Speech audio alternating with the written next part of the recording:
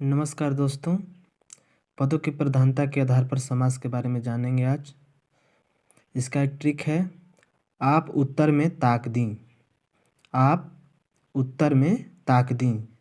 आपका मतलब अव्ययी भाव समास, पूर्व पद या प्रथम पद प्रधान रहेगा तथा यह अव्यय रहेगा। मतलब कि अव्ययी भाव में प्रथम पद का कोई व्यय नहीं होगा, जैसा का तैसा रहेगा और इसका प्रथम पद ही प्रधान रहेगा। अव्ययी भाव से आप यानी कि अव्ययी भाव और प्रथम पद प्रधान। अब बचा उत्तर में ताकदी।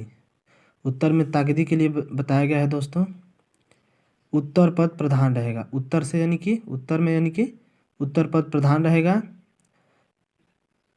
ताकदी, इसका मतलब कौन कौन से किसका किसका उत्तर पद प्रधान रहेगा? तत्पुरुष समास का, कर्मधारय समास का और द्विगु समास का उत्तर पद ही प्रधान रहेगा। इसका यही ट्रिक है कि आप उत्तर में ताक दें। ठीक है। अब आते हैं दोस्तों द्वंद्व समास और बहुव्रीहि समास। इसका दिया है कि पूर्व पद और उत्तर पद दोनों प्रधान रहेंगे द्वंद्व समास का, लेकिन इसके पीछे एक लॉजिक है, याद करने का तरीका है दोस्तों। जैसे कि द्वंद्व मतलब होता है लड़ाई या झगड़ा। जैसे कि आपने देखा होगा कि महाभारत में ऐसे लोग बोलते हैं कि हम आपसे द्वंद्व करेंगे, यानी हम आपसे लड़ाई करेंगे। तो इसका एक कहानी के माध्यम से समझाया गया है इस ट्रिक को। जैसे कि दिया है कि पूर्व पद और उत्तर पद दोनों पद प्रधान रहेंगे। जैसे कि घर में दो पति पत्नी होते हैं और वो बोलती है पत्नी कि मैं प्रधान रहूँगी, और वो बोलती है कि मैं प्रधान रहूँगा। मतलब एक दूसरे में वो बहस करते हैं, लड़ाई करते हैं कि मैं प्रधान रहूँगा, मैं प्रधान रहूँगी।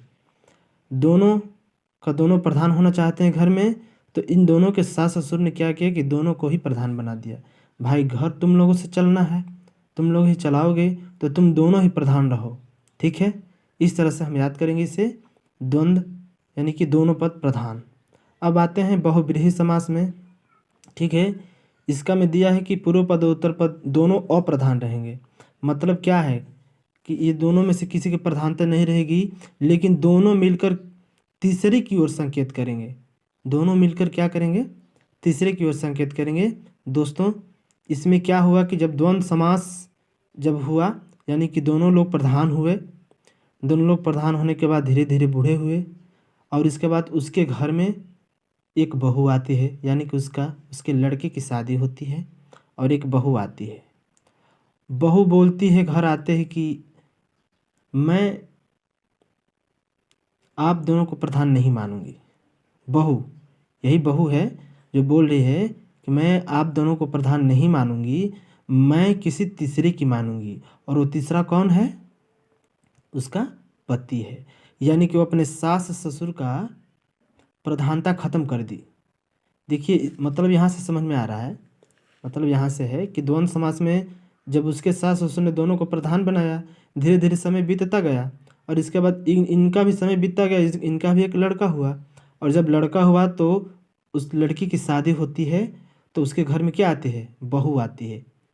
सास ससुर की एक बहू आती है। बहू बोलती है कि पहले तो द्वंद्व समास में आप दोनों प्रधान थे, मैं मानती थी कि आप अपने हिसाब से घर चला रहे थे, लेकिन अब मैं आप दोनों की प्रधानता खत्म करती हूँ।